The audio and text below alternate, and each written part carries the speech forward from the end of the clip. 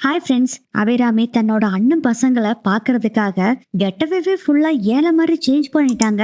அதை பத்தி டீட்டெயிலா இப்ப பார்க்கலாம் ஃப்ரெண்ட்ஸ். வீடியோக்குள்ள போறதுக்கு முன்னாடி மறக்காம நம்ம சேனலை சப்ஸ்கிரைப் பண்ணிக்கங்க, பெல் பட்டனை ஹிட் பண்ணிக்கங்க, லைக்கையும் தட்டி விட்டுக்கோங்க. அபிராமி எப்படியோ அந்த கிராமத்துக்கு வந்துடுறாங்க.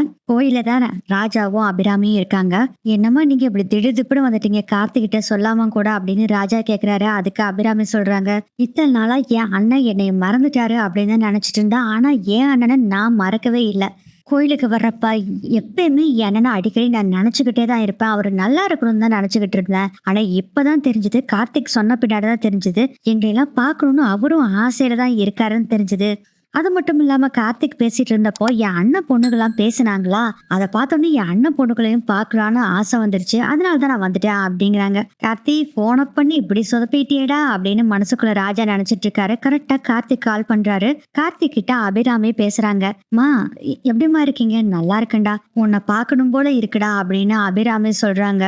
மா வந்துருவேம்மா, இன்னும் ஒரு வாரத்துல வந்துருவேன், கவலைப்படாதீங்க அப்படின்னு சொல்றாங்க. டேய், இன்னும் ஒரு வாரமும் முடியாது, நான் உன்னை இப்பவே பார்த்தாகணும், இன்னும் 1 மணி நேரத்துல உன்னை பார்த்தாகணும் அப்படின்னு சொல்றாங்க. மா என்னம்மா சொல்றீங்க அப்படிங்கும் போதே போனை யாரோ புடுங்குறாங்க. கார்த்திகோட போனை பார்த்தா அங்க நிக்கிறது சாமுண்டேஸ்வரி. பயங்கர ஷாக்கு. அப்படியே சாமுண்டேஸ்வரி போனை வாங்கி பாக்குறாங்க. அம்மானு போட்டிருக்கு. யார் இது? உன்னோட அம்மாவா? ஆமா அப்படிங்கிறாரு கார்த்திக். ஓ சரி சரி, அம்மாட்ட தான் இவ்வளவு நேரம் பேசிட்டு இருந்தியா? ஆமாங்க. சரி, உங்க அம்மா பேர் என்ன அப்படின்னு. அம்மா. என்னது அம்மாவா? உங்க அம்மாவுக்கு பேர் இருக்குல்ல, பேரு வச்சிருக்காருல்ல உங்க தாத்தா?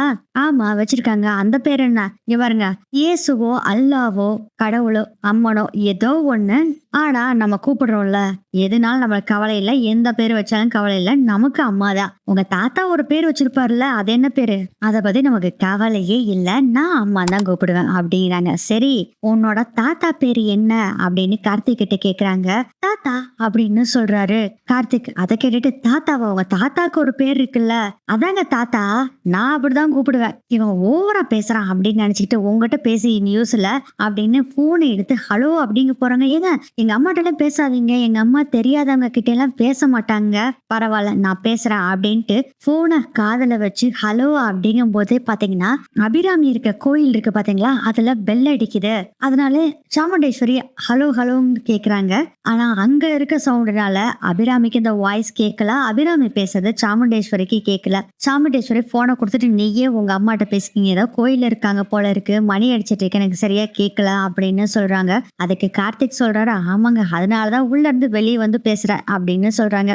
சரி சரி அப்படின்னு சொல்லிட்டு அங்கிருந்து போயிடுறாங்க. இவரு கார்த்திக் பேசுறப்ப பாத்தீங்கன்னா மணி அடிக்கிறது நின்றுது. கார்த்திக் கிட்ட அபிராமி சொல்றாங்க, இந்த ஊர்ல இருக்கக்கூடிய அம்மன் கோயில் ஒண்ணு இருக்குல்ல, அங்கதான் இருக்கேன், இன்னும் 1 ஹவர்ல என் அண்ணன் பொண்ணுங்க எல்லாத்தையும் கூட்டிட்டு நீ இங்க வந்துரு இந்த கோயிலுக்கு, இல்லைன்னா நான் அங்க வந்துருவேன். மா கொஞ்சம் நான் சொல்றத கேளுங்கம்மா, இங்க பாரு, அது இதெல்லாம் பேசாத அப்படின்னு போனை கட் பண்ணிடுறாங்க அபிராமி. இன்னொரு சூப்பரான வேலையையும் அபிராமி செய்யறாங்க. போனை கட் பண்ணிட்டு ஸ்விட்ச் ஆஃப் பண்ணி வைக்கிறாங்க போனை. அதை பார்த்துட்டு, மா எதுக்குமா போனை ஸ்விட்ச் ஆஃப் பண்ணி வைக்கிறீங்க அப்படின்னு கேக்குறாரு ராஜா. டேய், நான் இப்ப போனை கட் பண்ணிட்டேன்ல, திருப்பி கால் பண்ணுவான்ல, அதுக்கு தான் நான் போனை ஸ்விட்ச் ஆஃப் பண்ணிட்டேன். உன் போன் எடு, எடுத்துட்டேன், இந்தாங்கம்மா உன்னோட போனை ஸ்விட்ச் ஆஃப் பண்ணுமா. என்னம்மா? ஆமாண்டா, எனக்கு கால் பண்ணோடனே நான் எடுக்கலன்னு ஸ்விட்ச் ஆஃப்ல இருக்கணும்னு உனக்கு தான் கால் பண்ணுவான், ஸ்விட்ச் ஆஃப் பண்ணு அப்படிங்கிறாங்க. வேற வழி இல்லாம ராஜாவும் ஸ்விட்ச் ஆஃப் பண்ணிடுறாரு போனை. கீழே ஸ்வாதி படிச்சிட்டு இருக்காங்க. அங்க வராரு கார்த்திக். ஸ்வாதி இங்க வா அப்படின்னு சொல்றாங்க. என்ன அப்படின்னு சொல்லிட்டு வர்றாங்க. ஸ்வாதியும், இல்ல இப்போ நம்ம கோயிலுக்கு போறோம், நீ நானும் உங்க அக்கா 3 பேரும் அப்படின்னு சொல்லுவோம். இதுக்கு கோயிலுக்கு? அது ஒண்ணு இல்ல, உனக்கு எக்ஸாம் வரப்போகுதுல்ல, நீ அந்த கோயில்ல விளக்கு போட்டேன்னா நீ படிச்சு நல்ல மார்க் வாங்கி எங்கேயோ வேற லெவலுக்கு போயிடுவா. அப்படியா? ஓகே போலாம். ஆனா நம்ம 2 பேர் தான் போக முடியும், அக்கா 3 பேர் நான் கூப்பிட்டா வரமாட்டாங்களே. நீ சொல்றதும் கரெக்ட் தான். சரி, நான் சொல்ற மாதிரி செய் ஸ்வாதி, நீ போய் நீ வந்து என்ன கோயிலுக்கு கூப்பிட்டதாகவும் நான் வரமாட்டேன்னு சொல்லிட்டதாகவும் உங்க அக்கா ரோகிணி கிட்ட போய் சொல்லு, அப்புறம் பாரு என்ன நடக்க போகுதுன்னு அப்படின்னு. சரி சரி அப்படின்ட்டு ஸ்வாதியும் அங்கிருந்து வேகமா போறாங்க. அப்பா, கோயிலுக்கு கூப்பிட்டு போறதுக்கு என்னென்ன பண்ண வேண்டியதா இருக்குது அப்படின்னு நினைச்சிட்டு இருக்காரு கார்த்திக். அதுக்கப்புறம் கார் கிட்ட நின்றுட்டு இருக்காங்க. கார்த்திக், என்னடா இது, ஒருத்தரையுமே காணாம, நம்ம பிளான் ஒர்க் அவுட் ஆகுதா இல்லையான்னு தெரியலையே அப்படின்னு யோசனை பண்ணிக்கிட்டு இருக்காரு. திடீர்னு காரை பாக்குறாரு. என்னடா இது, பிளாக் கலரா இருந்த காரு ஒயிட் கலர் ஆயிருச்சே அப்படின்னு சொல்லி பாத்துட்டு இருக்காரு. கரெக்டா 4 கேர்ள்ஸும் வர்றாங்க. அப்போ துர்கா கேக்குறாங்க, என்ன என் தங்கச்சியை கோயிலுக்கு கூட்டிட்டு போக மாட்டேன்னு சொல்லிட்டியாமே, கூட்டிட்டு போனா என்ன? ஏங்க, அவங்க ஒருத்தர் மட்டும் வர்றேன்னு சொல்றாங்க. பெட்ரோல் விக்கிற விலைக்கு எவ்வளவு காசு ஆகுது? வேணும்னா நீங்க 4 பேரும் வர்றேன்னு சொல்லுங்க, கூட்டிட்டு போறேன் அப்படின்னு சொல்லவும், ரேவதி நான் ஓகே தான், நீங்க 2 பேரும் எப்படிங்க? சரி நாங்களும் வர்றேன் அப்படின்னு சொல்லிட்டு கார்ல ஏற போகும்போதே மயில் வாகனம் வந்துடுறாரு. ஐயையோ, வேலையை கெடுக்கிறதுக்குன்னு பீகாக் வெஹிக்கிள் வேற வந்துருச்சு, என்னடா பண்றது அப்படின்னு கார்த்திக் யோசனை பண்ணிட்டு இருக்காங்க. அவரும் கூட வர்றேன்னு சொல்லி, ரோகிணி செல்லம் நீ வெளியே போறீங்களா, நானும் வரட்டுமா அப்படின்னு சொல்லி வந்து நிக்கிறாரு மயில் வாகனம். அதெல்லாம் ஒண்ணும் வேண்டாம், நாங்க கோயிலுக்கு தான் போறோம், நீ ஒண்ணும் வர வேண்டாம் அப்படிங்கிறாங்க. இங்க பாரு, கல்யாணம் ஆனதுல இருந்து நான் வீட்டோட மாப்பிள்ளைய தானே இருக்கிறேன், ப்ளீஸ் செல்லம் நானும் வரட்டுமா, எனக்கும் ஒரு என்டர்டைன்மெண்ட் வேணும்ல. இங்க பாருங்க, அதெல்லாம் ஒண்ணும் வேண்டாம், நீங்க வீட்லயே இருங்க அப்படின்னு சொல்லிட்டு இவங்க 4 பேரும் வண்டியில ஏறிறாங்க.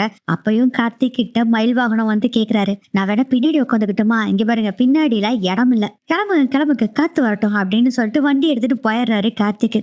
இவங்கெல்லாம் ஒத்துக்கிட்டாலும் இவன் ஒத்துக்க மாட்டான் போல இருக்குதே அப்படின்னு நினைச்சு கவலைப்பட்டுட்டு இருக்காரு மயில் வாகனம். கார்த்திக் செம்ம ஸ்பீட்ல வண்டி ஓட்டிட்டு போயிட்டு இருக்காரு. ரோகிணி கேக்குறாங்க, இப்ப எதுக்கு இவ்வளவு வேகமா நீங்க வண்டி ஓட்டிட்டு போறீங்க? அதுக்கு ரேவதி சொல்றாங்க, அக்கா நீ என்னதான் சொன்னாலும் சரிக்கா, சார் அவருக்கு எப்படி பிடிக்குதோ அப்படிதான் வண்டி ஓட்டுவாரு அப்படின்னு சொல்றாங்க. ரோகிணி சொல்றாங்க, என்ன என் தங்கச்சி சொல்றா, உங்க இஷ்டத்துக்கு தான் கார் ஓட்டுவீங்களாமா அப்படின்னு. உடனே கார்த்திக் சொல்றான், நான் உன்னை சொல்லட்டுமா, சும்மா 1000 தடவை கேள்வி கேட்டுட்டு இருக்க கூடாது, இல்லாட்டி வண்டியை விட்டு நான் இறக்கி விட்டுருவேன் அப்படின்னு சொன்னோடனே துர்காக்கு கோபம் வந்துருது. அதப்படி எங்க ஒப்பீனியன் முக்கியம் இல்லையா, நாங்க 4 பேரும் இந்த கார்ல தானே வந்துட்டு இருக்கோம் அப்படின்னு சொல்றாங்க. துர்கா, சரிங்க உங்ககிட்ட ஒரு கேள்வி கேக்குறேன், கார்ல எத்தனை வீல் இருக்கு? 4 வீலு. ஸ்டேரிங் எத்தனை? 1. எத்தனை வீல் இருந்தாலும் ஸ்டேரிங் எந்த பக்கம் திரும்புதோ அந்த பக்கம் தான் வண்டி போகும். அதே மாதிரிதான் எத்தனை பேர் இருந்தீங்கனாலும் நான் ஒருத்தர் தான் டிரைவர், பேசாம வாங்க அப்படின்னு சொல்லும் போதே பாத்தீங்கன்னா அபிராமி கால் பண்றாங்க. பாக்குறாரு கார்த்திக், ஆஹா அம்மா கால் பண்றாங்களே. அபிராமி ஃபுல் ரிங் போறத பார்த்துட்டு, என்னடா ராஜா போன் எடுக்க மாட்டேங்கிறான் அப்படின்னு சொல்லிட்டு இருக்காங்க.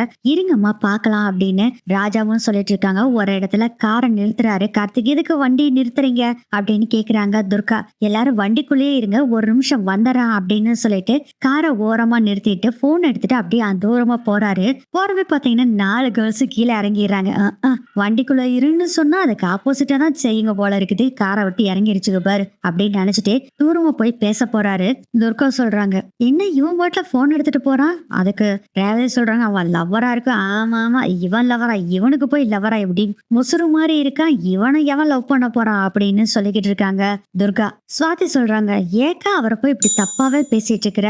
அதுக்கு துர்கா சொல்றாங்க, ஆமா அது இவனா, இவனுக்கு ஏதாச்சும் லோன் கால் வந்திருக்கும், அதுதான் நமக்கெல்லாம் தெரியக்கூடாதுன்னு தூரமா போய் நின்று பேசுறான். ஏக்கா நீங்க 2 பேரும் இப்படியே இருக்கீங்க அப்படின்னு சொன்னோடனே ரோகிணி சொல்றாங்க, ஏய் நீ அவனுக்கு வக்காலத்து வாங்கிட்டு இருக்காத, அவர் ஸ்மார்ட்டா தானக்கா இருக்காரு அப்படின்னு சுவாதி சொல்றாங்க. இங்க பாரு, சும்மா அவனுக்கு சப்போர்ட் பண்ணி பேசிட்டு இருக்காதா அப்படின்னு ரோஹிணி துர்கா எல்லாம் பேசிட்டு இருக்காங்க. அதுக்கப்புறம் தனியா வந்து கார்த்திக் பேசுறாருமா, என்னங்கம்மா போனை எதுக்குமா சுவிட்ச் ஆஃப் பண்ணி வச்சீங்க?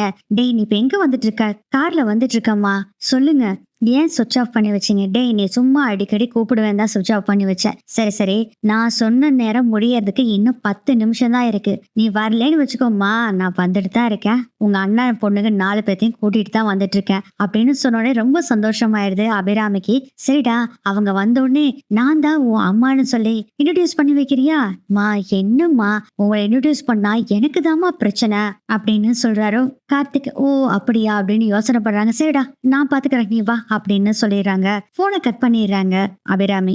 என்னம்மா கார்த்திக் கிட்ட என்ன பேசிட்டு இருந்தீங்க அப்படின்னு ராஜா கேக்குறாரு. அது ஒண்ணு இல்லடா, நான் வந்து அந்த பொண்ணு கிட்ட அறிமுகப்படுத்தி வைக்க சொன்னேன், ஆனா அவன் வேண்டான்னு சொல்றான், ஏதாச்சும் பிரச்சனை ஆயிரும்னு சொல்றான்.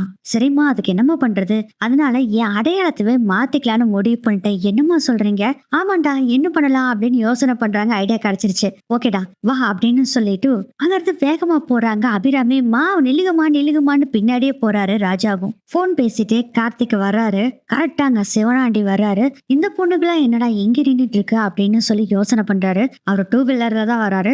பைக்குக்கு பின்னாடி இன்னொருத்தர் உட்காந்துட்டு இருக்காரு. அவரு சொல்றாரு, என்னப்பா இந்த பையன் கிருஷ்ணன் கோபியரை கூட்டிட்டு போற மாதிரி இத்தனை பொண்ணுகளையும் கூட்டிட்டு போறான், ஒருவேளை உங்ககிட்ட வேலைக்கு சேராது இதனாலதான் போல இருக்கு அப்படின்னு நக்கலா சொல்றாரு. டேய் பேசாம வந்துரு, இந்த பையன் யாருன்னு சொல்லி முதல்ல கண்டுபிடிக்கணும், ஃபாலோ பண்ணனா எல்லாம் தெரிஞ்சு போயிரும் வாடா அப்படின்னு சொல்லிட்டு இவங்களும் கார்த்திக் வண்டி ஓட்டிட்டு போறாரு. பின்னாடியே ஃபாலோ பண்ணிட்டே சிவனாண்டியும் போறாரு. அடுத்ததே கோயில காமிக்கிறாங்க. கொஞ்ச நேரத்திலேயே பாத்தீங்கன்னா ராஜா பக்கத்துல வந்து ஒரு லேடி நிக்கிறாங்க. பார்த்தா அது வேற யாரும் இல்ல, நம்ம அபிராமி தான். காட்டன் புடவை, மேக்கப் எல்லாம் இல்லாம வெறும் மஞ்சள் கயிறு மட்டும் போட்டுக்கிட்டு லிப்ஸ்டிக்கும் கூட இல்லாம வந்து நிக்கிறாங்க. பாக்குறதுக்கு பக்கா ஏழை மாதிரி வந்து நிக்கிறாங்களாமா. டேய் ராஜா ராஜான்னு கூப்பிடுறாங்க. எங்க அம்மா போனாங்க அப்படின்னு யோசனை பண்ணிட்டு அப்படியே திரும்பி பாக்குறாரு. அபிராமி பார்த்துட்டு ராஜாவுக்கே அடையாளம் தெரியல. மறுபடியும் திரும்பிக்கிறாரு. டேய் ராஜா, நான் தான்டா. அம்மா நீங்க என்னம்மா இது இந்த கெட்டப்பு? ஆமாண்டா. எப்படி ஏழை மாதிரியே இருக்கிறேன்னா என்னம்மா அது? அதுக்குள்ள கெட்டப் சேஞ்ச் பண்ணி ஏழை மாதிரியே மாறிட்டீங்களே? ஆமாண்டா, இதுவும் ஒரு வகையில சந்தோஷமா தான்டா இருக்கு. என் அண்ணன் பொண்ணுகளை பாக்குறதுக்காக இதெல்லாம் ஒரு சந்தோஷம் தான்டா. கெட்டப் இப்படி சேஞ்ச் பண்றதெல்லாம் ஒரு சந்தோஷம் தான் அப்படின்னு சொல்லிக்கிட்டு இருக்காங்க அபிராமி. சரி வாடா போலாம் அப்படின்னு வரும்போது, ஆமாமா நில்லுங்க நில்லுங்க. ஏன்டா கார்த்தியோட வண்டி வருது பாருங்க, நான் போய் ஒளிஞ்சுக்கிறேன். ஏன்டா ஒளிஞ்சுக்கிற? ஆமாமா நம்மள பார்த்தானா திட்டுவாமா. சரி இரு, நானும் ஒளிஞ்சுக்கிறேன்னு சொல்லிட்டு ஒரு தூணுக்கு பின்னாடி அபிராமி ராஜா 2 பேரும் ஒளிஞ்சுக்கிறாங்க. 2 பேரும் தூணுக்கு பின்னாடி ஒளிஞ்சுக்கிட்டு அப்படியே எட்டி பார்த்துக்கிட்டு இருக்காங்க. கார்த்திக் ஃபர்ஸ்ட் இறங்குறாரு. அதுக்கப்புறம் ஸ்வாதி, ரோஹிணி, துர்கா, கடைசியா ரேவதி இறங்குறாங்க. பார்த்து ரொம்ப சந்தோஷப்பட்டுட்டு இருக்காங்க அபிராமி. இதோட இந்த எபிசோட் முடியுது.